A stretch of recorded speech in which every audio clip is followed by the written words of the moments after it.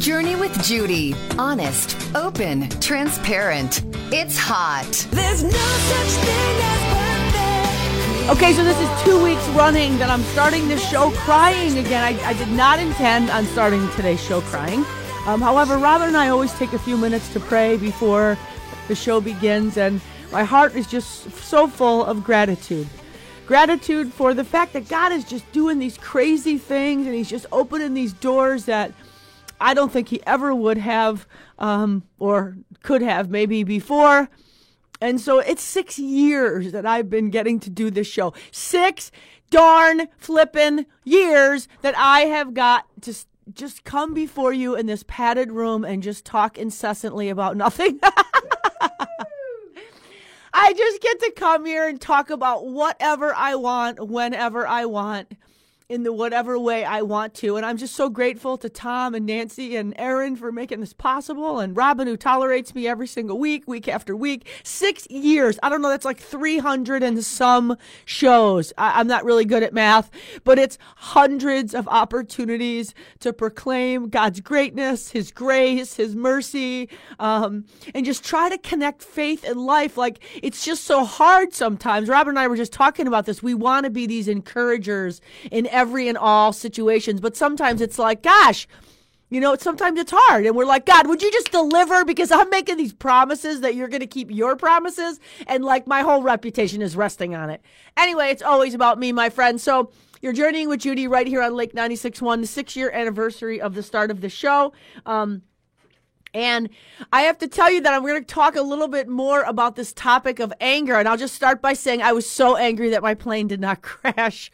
Yeah, that's what I'm saying. I was so angry that my plane did not crash on Sunday evening. And I'll tell you why. Because my man and I, and Campbell, our last child in the nest, got to fly to South Carolina. It was Parents' Weekend. My daughter goes to college there. And not only was it Parents' Weekend, but it was so crazy that it worked out in such a way that Kennedy's volleyball team at Coastal Carolina was playing against Campbell's future volleyball team, which is Georgia State. And so, we were really hemming and hawing about going because the flights were just so out of sight. And I had some speaking gigs right on Monday. And it was like, you know what? Kennedy said, I need you here. I need you to come.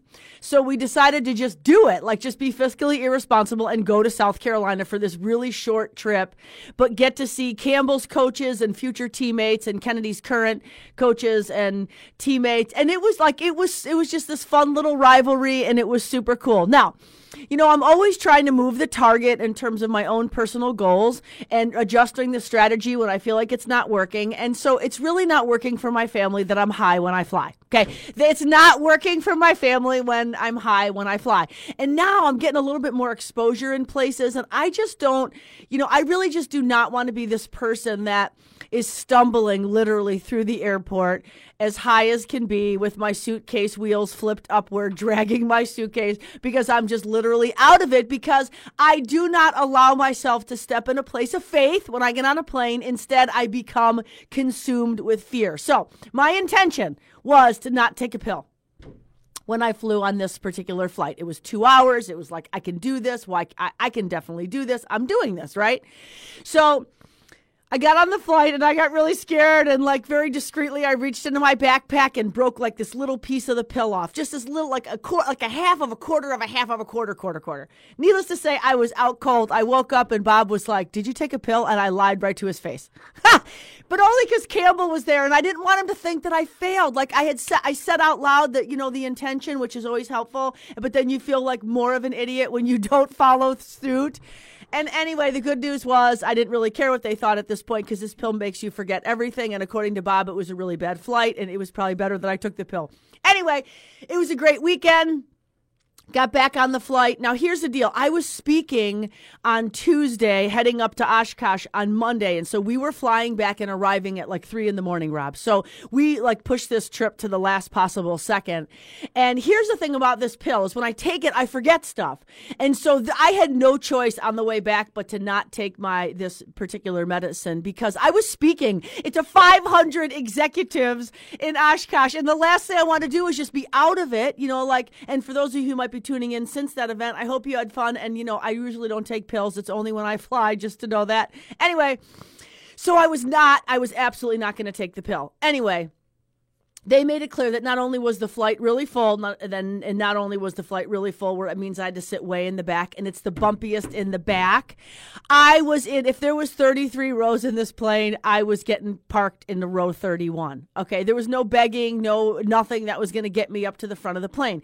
Then they were sure to announce that the plane before us flight got canceled because of how bad the turbulence was. And so they just said straight up, it's going to be really, really bad. Okay, it was so really, really bad. I was hysterical. Like, Robs, if you could just see me on this flight, at one point, Bobby, who was 2 seats away from me, was like, he was yelling at me, like, in the most discreet way, like, you know what, stop it, like, get a hold of yourself, like, you are insane, like, take your pill. He was like begging me to take this pill so I could just go to sleep. The reality was, when we finally landed safely, and we did, I was so angry because I was so sure we were going down. I was 100% sure that like wings were flying off. We were doing, like literally a nosedive into the ground from 30,000 feet, even though everything at every second of time was completely under control of God. And if it wasn't God, it was the pilot. Like, no one else was freaking out but me. And I just had that freak fear factor that consumed me over my faith.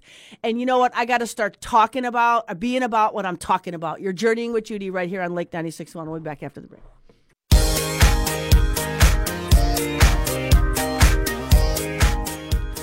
All right, so welcome back. You're Journeying with Judy right here on Lake 96.1. 6 years running, Journey with Judy has been out there. And, I do have one particular listener that I know for a fact has been more faithful than any others, including my own father-in-law, who I think doesn't even listen to me anymore. But anyway, Marty Vanderstappen, you are my man. I love, love, love you. I love your texts on a Sunday morning. I love the fact that you plan your morning around listening to this show and that you absolutely find it relevant and applicable to your life. So you can deny knowing me, but I know you're listening out there, my friend. Okay, so that might make you angry, and I'm okay with that because we're talking about anger again, and this is not something that we are unfamiliar with, okay? It's one letter away from danger. Last week, we took a quiz, and it was just like a fact. Is this a fact about anger or a myth about anger? And for those of you who are tuning in to this show and didn't hear last week's show, you can listen to all Journey with Judy shows on my YouTube channel, which is just Judy Hare YouTube, or just YouTube, and then search Judy Hare. There's 300 shows on there that you can listen to, and this past week's show was certainly on there as well. So just to give you a little recap, if you weren't listening or if you don't remember like me from last week and you need to be reminded. So anger is defined as, okay, and we know in Scripture there's sinful anger and righteous anger. We're going to get to that maybe in the next segment, but at some point today. So anger is this emotional response that tells us that we are dissatisfied with something, okay? So the bottom line is we get angry because a person, place, or thing in our world, right, in my own little world where I live, it didn't go according to my plan, right? Because my plan was that this is how it was going to happen. And so I was kidding and saying I was sad, really angry that my plane didn't crash. And what I meant is I had already made a decision to act in such a way that warranted, justified, and made me feel good about the fact that this was going to happen and therefore I was going to act this way. And when things didn't go according to my plan, I got really angry because my man was just then kind of, just validating the fact that I was insane and a total freak show on a plane when I could have just taken a nap. In the meantime, it was so funny because he's like, you're driving home. Like, if I can't sleep, you're driving, because we were driving in the middle of the night, right? And anyway, so the plane didn't go down and I was super angry. But we talked about what anger is and what it isn't, right?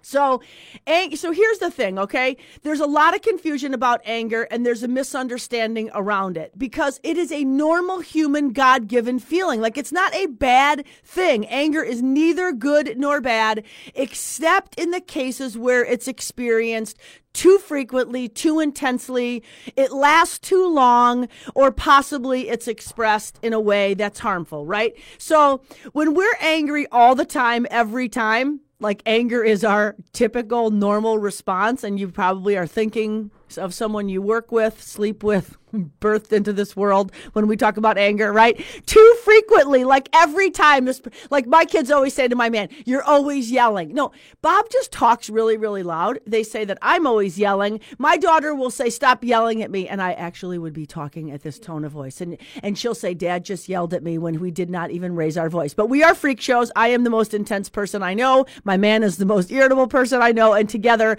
we have bred children that are like a mixture of those two things. So talk about intensely. If anger is too intense, right? It's at a proportion to the situation. Over the top, right? Over the top in thought, word, and deed. I recently received a text from my son. We're having a little spat at this moment, and it really does break my heart. I'll make light of it, but I am literally heartbroken because my son texted me at 22 and said, Mom, you have no boundaries and you are over the top. Okay. Fact. Okay. So is there anyone who knows me who would dispute that? No, these are the fact. It made me really angry that my son said that because here's the deal.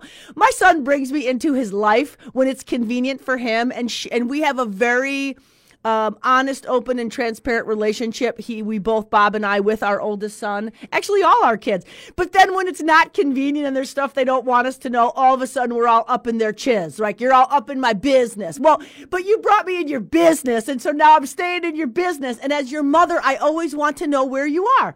Robin, I'm going on a sidebar here. Okay, just to be clear. For all of us people whose kids think that we're trying to control them because we want to know where they are, just also known as that you're alive. Okay. This is a standard thing when you're in a relationship with anybody. Okay. I never leave my house without telling my husband where I'm going. I give him some indication of when I will be returning. And then I typically would check in with him if that didn't go according to plan. That is not control. That is not overstepping boundaries. That is just simply wanting to know where someone you care about, their well-being and their whereabouts. Okay. So I know there's a lot of you who can relate to that. Anyway.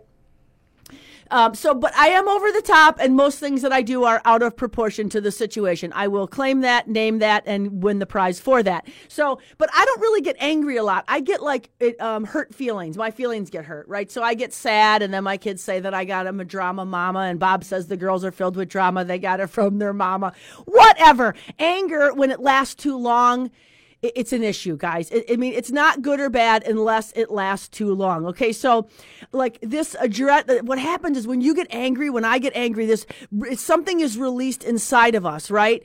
And it could take 30 minutes or it could take 30 days. Like the fact is how long it lasts really does matter. And then, of course, if it's expressed in a way that's harmful, okay? When you're violating someone's dignity, you are not respecting another human being. That is harmful, and that kind of anger is not righteous ever, according to the word of God. It's sinful. It's absolutely sinful. So Jesus, this guy who was like the Prince of Peace, he was not the Prince of Punishing. And when we get angry, we feel like we are justified in thinking, saying, and doing whatever, and then just saying like, well, you made me angry. No, I didn't make you angry, because people do not lose control. They choose control, right? Here's what Scripture says. If you're angry, you're liable to judgment. Okay, so accept responsibility. You acted like an idiot. Okay, you acted not in proportion to the situation, and you overreacted, and you acted in a way only because you didn't get what you want. Rob, this is totally about I want what I want when I want it. And when I don't get what I want when I want it, then I'm going to act angry to you. So anger, as we talked about, is just one letter short of danger. Okay. I don't know if you had grandmothers or parents. Like my mother used to always say, like, count to 10. Okay, now I thought that was the stupidest thing ever at the time, but there is some serious a serious window in that, and so it wasn't even if you were angry; it was just count to 10. If you're angry, count to 100. But punch a pillow. It's like, no, but I just want to punch your face in right now. Anyway, so when you're angry and you stop and count to 10, or in some cases count to 100 because of the level of intensity and anger that you're having, if you do that, there's something like that happens in your brain. I mean, that just allows you to draw from a place of something positive as opposed to something negative. Okay, my friends, we got to go to break. Thank you to Cutest Country Auto Group. I am loving my new car. It is absolutely fabulous. So thank you, Cutest Country Auto Group. And we're going to do like a top 10 things that made me angry this week. And the plane was not even on the top 10. We'll be back after the break. You're journeying with Judy right here on Lake 96.1. In the eye of the storm, you remain in control. In the middle of the war. All right, so welcome back. We're talking about anger and the fact that it's one letter away from danger, the fact that anger makes our mouth work faster than our mind, and this momentary thing of madness could be a deal changer for us, right? Like when we're angry about something, it causes us to like go to a place that we don't want to go. And when it comes to this situation of anger, like about losing control, we don't lose control. We lose it. We think we lose it, but we really just choose it because people do not lose control. They use the degree of control necessary to get the desired response. Okay, so if you're not hearing me, I'm talking louder. If I'm getting mad and you're not getting it, I'm getting madder. And so the bottom line is anger escalates to extremes. And some of us say, well, you know what? I lost it. Or you know what? I'm out of control.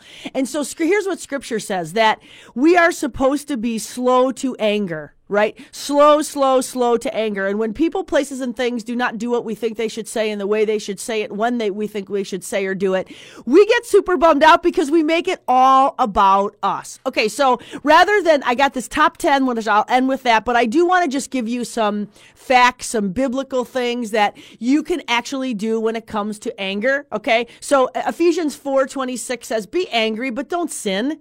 Right? Like don't sin by letting anger control you. Okay, number one, let's do this. Let's identify who it is we're angry with. Identify it.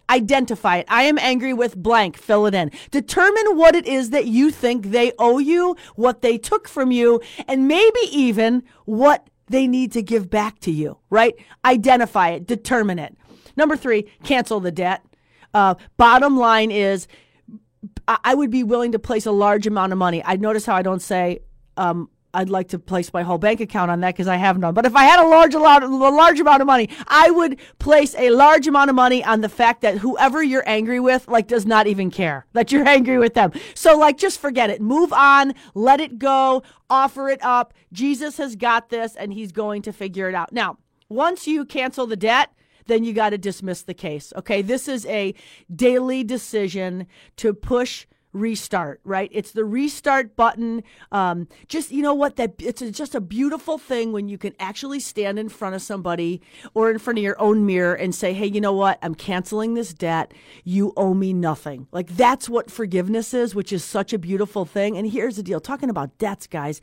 Jesus paid a debt that he didn't even owe because we owed a debt that we could not even pay. Okay, so here's the top 10 things that got me angry this week. My friends, I got so mad when I went to Walmart and forgot my list. And I went home without like butter and cream cheese, but like 3 kinds of bagels, okay? Number 2, the Apple girl installed an update on my computer, which I thought she was the best Apple girl ever. You know that I talk to the Apple people all the time. Like, if I'm not on the phone with them, I'm on the phone with my kids. Anyway, and then it was not compatible with my program. So that made me so angry, okay? My book shattered. I'm going to talk about that next week. It wasn't ready, and I had to pay more for shipping than I did for the actual book. How about when I was super angry when I was running on the treadmill and then we had a power outage? And so that was really awkward. I won't even tell you. I was so angry about the fact that people flip me off still now that I have these new glasses and this new car and I think I'm really driving well and I still get flipped off and it is not the thumbs up sign. I was super angry when my son finally got in the football game and got hurt. Last and final thing that made me angry, actually there's 100 more, but my top thing that made me angry was I was so excited to get online every month and pray the rosary. It's a long story, but anyway, it's a conference call. You can pray the rosary with a whole bunch of people around the world. And I stood on the call for 20 minutes wondering what everybody was and how they were so rude and inconsiderate because they weren't on the call. And I was just not only 20 minutes early, but 2 weeks early for the call. So anyway, I was angry about that. My friends, you have Journey with Judy right here on Lake 96.1. 6 years running. Please, please, please check out my website or go to judyhair.com and that'll give you all my social media buttons. This week, keep it hot, but not hot in terms of anger, hot in terms of honest, open, and transparent. Peace out.